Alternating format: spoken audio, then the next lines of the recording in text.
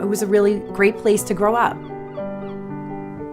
Always something to do here, whether it was something on the water or, going to the park.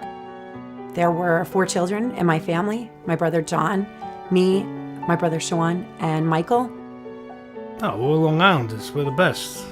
We're the best part of New York there is.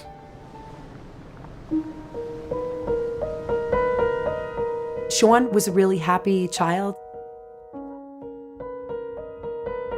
He started young. He fell in with a crowd that probably wasn't the best for him. He met a girl and they had started taking pills together. She had shown him what it would be like to inject heroin. We tried to help him.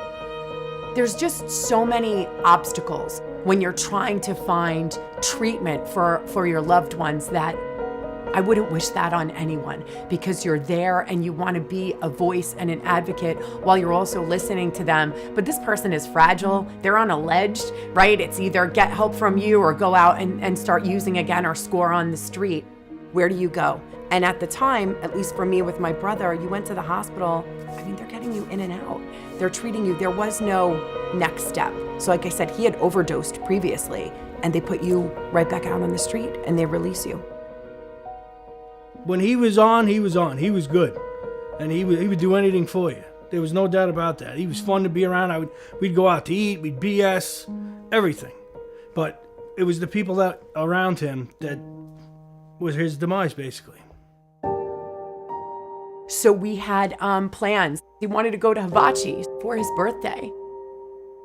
And I got that call 2 nights before from my brother.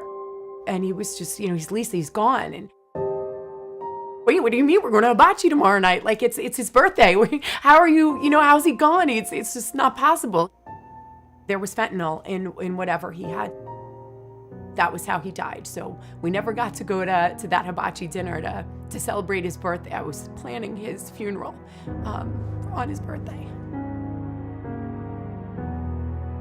The statistics still show that people on Long Island are dying not only from opiates, fentanyl, but they are also dying because of alcohol and other substance use.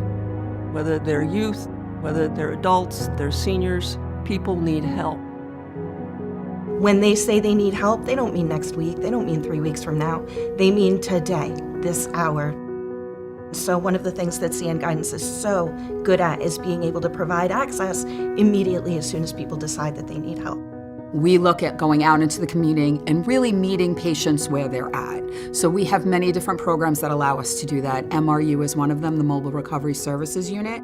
That is our big RV and our box truck where we go out into the community, park the vehicle there, and have peers go out and meet individuals literally where they are at that moment.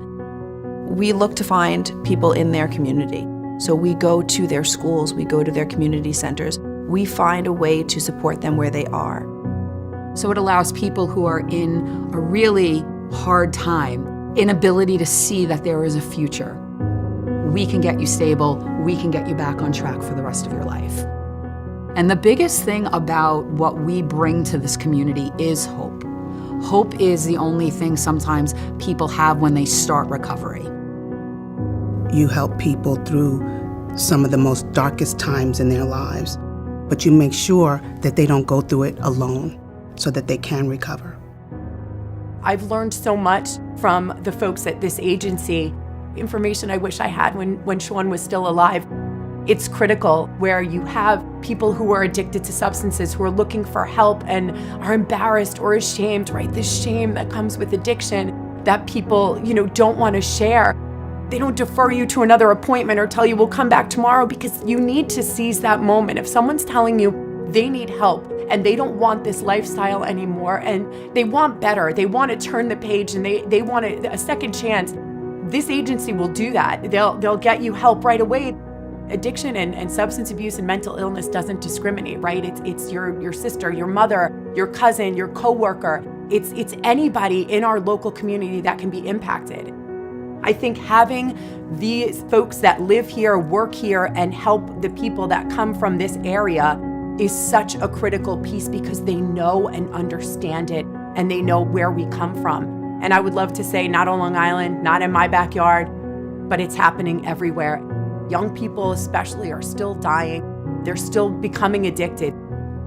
By him having his overdose woke me up to a whole new light on just how the addiction is all around you. I know people that I went to school with that just recently passed away from addiction.